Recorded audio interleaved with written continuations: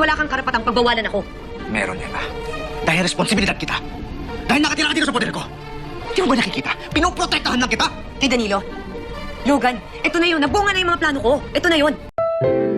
Ang susunod na programa ay rated PG. Ito ay nangangailangan ng patnubay at gabay ng magulang para sa mga batang manonood.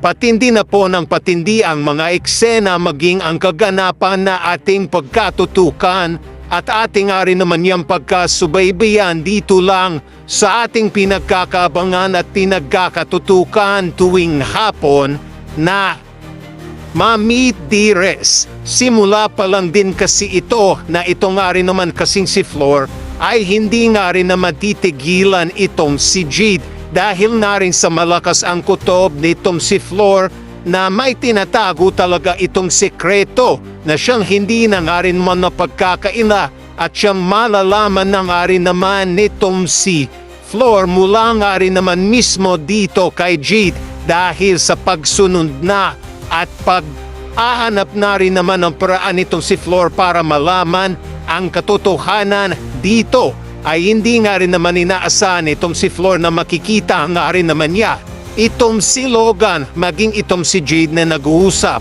at dito ay lalo lumakas na ang kutob nitong si Flor na dito talaga ay may ginagawa nga itong si Jade maging itong si Logan para ipaghiwalay nga itong si Danilo maging si Emma at nang sinabi na nga rin naman nitong si Jade ang lahat dito kay Logan, dagdag pa nga nitong si Jade na sinabi niya dito kay Logan na napaikot natin sila Logan. Alam mo, napakagaling ko talaga.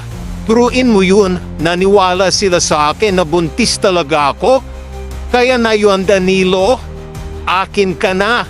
At alam mo Logan, ang gawin mo sa'yo, gumawa ka na ngayon ng plano para mapasayat makuha't malayo na yang si Emma kay Danilo.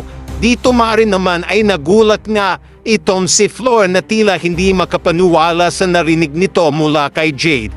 Simula na din ba ito para sa ganun ay hindi na nga rin ba mapipigilan pa nitong si Flor na sabihin na nga rin naman dito mismo kay Emma maging kay Mookie ang nalaman nito mula dito kay Jade at ano nga rin ba ang mangyayari nga dito kay Logan at kay Jade na ating pagkatutukan at ating nga rin naman yung pagkasubaybayan kung ano ang susunod na mangyayari